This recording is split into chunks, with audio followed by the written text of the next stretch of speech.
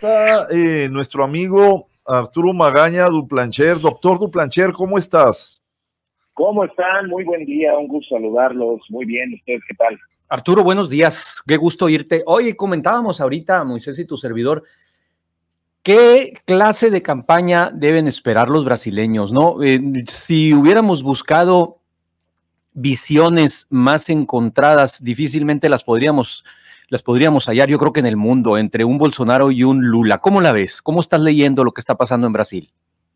Sí, totalmente. Yo coincido con ustedes. Es un choque, una confrontación entre dos visiones muy distintas de lo que tiene que ser el país, entre dos grupos políticos enormes. Hay que hablar de dimensiones grandes cuando hablamos de Brasil, ¿no? Que es la segunda democracia más grande del hemisferio.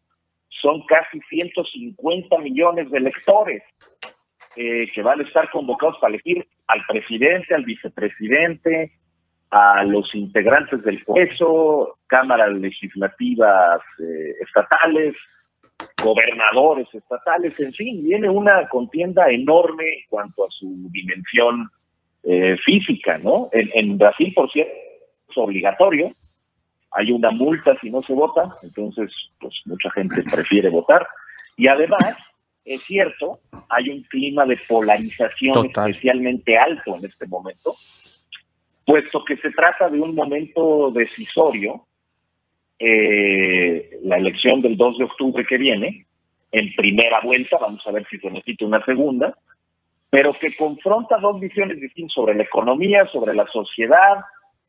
Hay temas religiosos incluso ahí incorporados. Bolsonaro ha venido cerrando cada vez más su distancia frente a Lula, que hace 2 meses se veía casi imposible que la cerrara, pero se está cerrando. Hay, digamos, 18 puntos porcentuales de diferencia que había por allá de julio. Ahorita son 10, 12, según las encuestadoras serias. Y eso, pues... 12 puntos le lleva Bolsonaro a Lula, o al revés. Según Datafolia, le lleva Lula encima a Bolsonaro. Ok. O sea, pero arrancan las campañas prácticamente con 12 puntos arriba Lula. Sí, y sin embargo te digo, en julio la distancia era enorme, era casi de 20 puntos. Entonces Bolsonaro ha hecho cosas, ha aumentado las ayudas sociales, ha creado estos nuevos paquetes para familias vulnerables, transferencias a transportistas, en fin. Ha venido haciendo también una campaña muy de confrontación bajo la premisa del miedo, pues, al socialismo otra vez, cuidado con los valores familiares tradicionales de Brasil. Es una confrontación también que tiene tintes religiosos importantes. Bolsonaro juega mucho con estos símbolos católicos, cristianos, evangélicos, para respaldarse frente a Lula, que es tremendamente popular, pero que además viene pues con sed de venganza. Es lo que pasa, ¿no? Cuando los políticos van a la cárcel y cuando salen de la cárcel. Ahora, la campaña de Lula se puede interpretar como una campaña de oposición con promesa de vuelta al pasado, Arturo. Pues mira, en realidad sí es una campaña muy centrada en la nostalgia del gobierno, del primer gobierno de Lula, que tiene que ver con el inicio de estos programas sociales, Auxilio Brasil, Bolsa Familia, Hambre Cero, ¿no? Que fue lo que empezó a generar un cambio real en las transferencias económicas para millones de familias en Brasil. Y lo que le permitió también a la economía, pues, empezar a funcionar y tener crecimiento económico importante. Esa es la oferta, porque además también tiene mucho que ver con el mal desempeño económico de Brasil en estos momentos. No es distinto al de otros países, pero Brasil no se ha acostumbrado a una inflación del 10%. Y tampoco está acostumbrado a un líder como Bolsonaro, que hizo un desastre durante la pandemia. La gestión de Brasil de la pandemia fue un desastre. Y también ese es un punto central de la campaña de Lula. Yo diría que lo que ofrece Lula está en la economía y en la sociedad, Y lo que ofrece Bolsonaro está en los valores. Está en los valores identitarios del pueblo brasileño y en esta sospecha de que Lula venga más radical que antes, más enojado que antes y con más ajustes radicales, por ejemplo, más antiempresariales que lo que solía ser Lula antes. ¿Por qué? Porque a Bolsonaro, si alguien lo respalda, pues son los empresarios, pero son sobre todo los evangélicos, una tercera parte del país, y los militares, con quien tiene una alianza de gobernabilidad muy importante. A los mexicanos esto nos parece familiar, ¿verdad? Sí, nada más que eso es en la derecha, y a diferencia del caso mexicano. Sí, claro.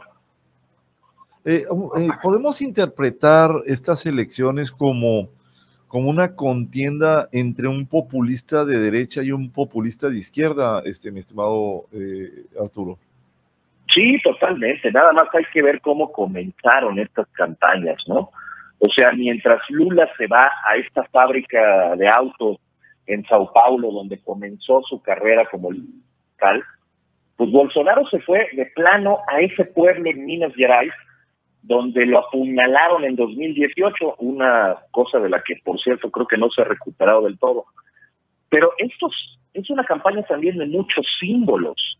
Es decir, Bolsonaro habla todo el tiempo de Dios y de la importancia de que Brasil no se aleje del camino del bien y se entregue al mal, en este caso asociado a Lula. Y para Lula, pues es exactamente todo lo contrario.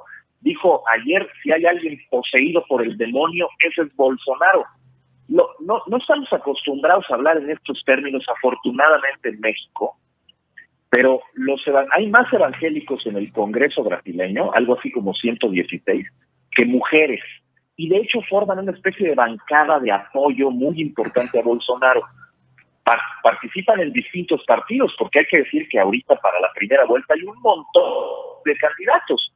Los únicos realmente con posibilidades de ganar, pues son estos dos.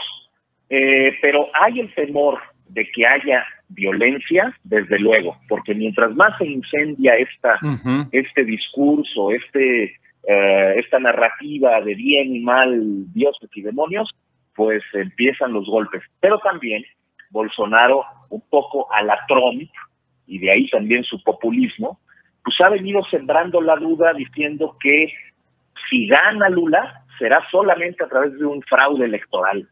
Y ha venido sembrando la duda de que va a haber, el Tribunal Electoral de Brasil se está prestando a un fraude y podría haber una operación secreta para afectarlo a él. En fin, es un momento clave también para definir si esto va a tener eco. Ajá. Y sería muy grave lo uno o lo otro, que haya violencia o que haya, un resultado no al... A ver, Arturo, corrígeme si estoy mal. Brasil tiene segunda vuelta, ¿verdad? Correcto. ¿Ves esa posibilidad? Es decir, habría para los brasileños una alternativa que no estuviera en los extremos, o ves un cierre de una primera vuelta donde no den los números, se vayan a un balotaje y luego, si no hay alternativa?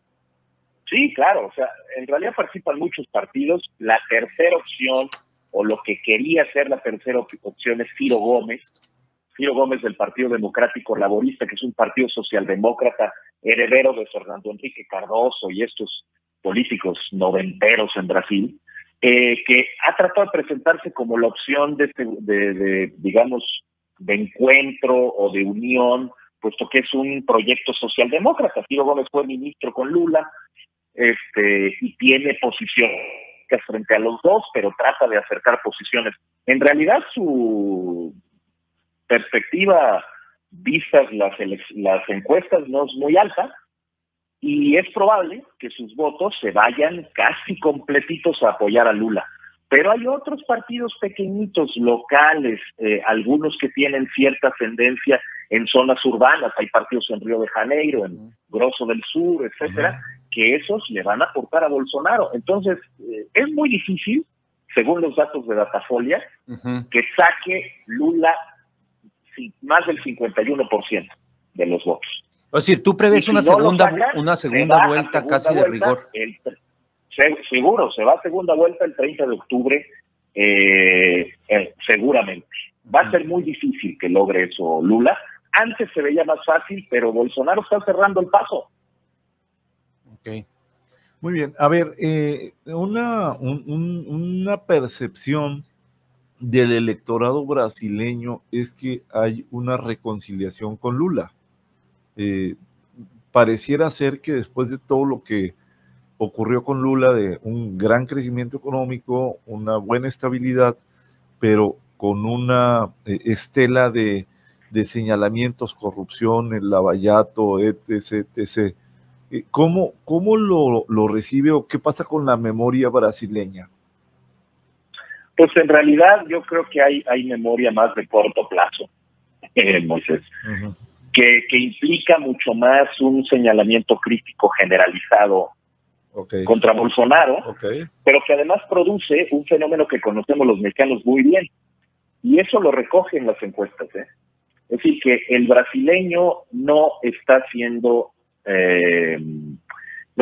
convocado a las urnas para elegir era el mejor, sino al que considera el menos peor. El menos peor, exactamente. Es correcto. Y entonces, bajo esa lógica, resulta que todo lo que hemos visto de cambios políticos en América Latina, Perú, Colombia, solamente por hablar de los más recientes, Costa Rica también, pues es un poco el ir contra el oficialismo, sea de derecha o sea de izquierda. No importa si Bolsonaro se mueve de un lado o del otro, el oficialismo hay que combatirlo. Y en este caso, pues el Partido de los Trabajadores pues, se quedó fuera desde el caso de Dilma Rousseff, y entonces pues la gente cree que esa es una opción, digamos, de darle un castigo al oficialismo y sobre todo de impedir que Bolsonaro afecte más a la democracia de lo que la puede beneficiar. Es un hecho que hay muchos grupos moderados que prefieren apoyar a Lula antes de que decida terminar un buen día con las instituciones civiles democráticas de contrapeso a la democracia brasileña. Empieza a sentirse esto en el ambiente. Pero también es cierto que Bolsonaro es tremendamente popular entre mucha gente que piensa que Lula les dio la cara y que les ofreció un montón de cosas que luego de todos modos iban a tener que pagar vía el presupuesto y que iba a significar ajustes macroeconómicos que después les iban a impactar y que además no tuvieron acceso a la salud garantizado y que encima, pues, por ejemplo, el tema educativo está muy mal en Brasil. En fin, es decir, hay esta idea de que el presente medido frente al pasado es mucho peor. Dicen los estrategas de la comunicación política que las campañas van de dos sopas, o son de continuidad y son de cambio. Tengo la impresión que esta de Brasil puede ser de continuidad o de cambio para atrás. O de continuidad para atrás. Sí. Es que mira, velo desde esta manera. Los ataques entre uno y otro son que si uno le dice al otro negacionista del cambio climático, genocida por lo de la pandemia, y el otro le dice al siguiente, bueno, que es un corrupto de primera línea, que además pues se benefició de la anulación de esta condena también con corrupción. Pues en realidad se está gestando esta sensación de que estaríamos mejor en los años 90 y que ojalá hubiera un Fernando Enrique Cardoso, ¿no? Pues sí, lo que pasa es que ahorita eso no es posible, no y además hacer crecer a la tercera opción, que a mí me gusta mucho, la de Ciro Gómez, y que yo creo que sería muy buena para Brasil, está muy difícil, Ya viste lo que pasó en Colombia, pues, con las alternativas de centro. Sí, claro, totalmente. Acá no hay realmente una alternativa moderada. Son dos enfoques radicales que pues organizan además un discurso muy violento, la verdad. O sea, Lula solía tener un discurso más violento que Bolsonaro, pero ya no. Arturo Magaña Duplancher, como siempre, un gustazo escucharte, director editorial de Globalítica. Compártenos tus redes sociodigitales, mi estimado Arturo. Cómo no, con mucho gusto. El gusto siempre es mío. @Duplancher y @Globalítica. y globalítica.mx. Arturo, nos escuchamos la siguiente semana. Un gusto saludarte. Gran fin de semana. Un abrazo, Arturo. Gracias. Igualmente. Igual, hasta luego. Chao. Bueno, pues interesantísimo, como siempre, la reflexión de Arturo. Va a dar mucho para el análisis, esa elección, esa campaña de Brasil.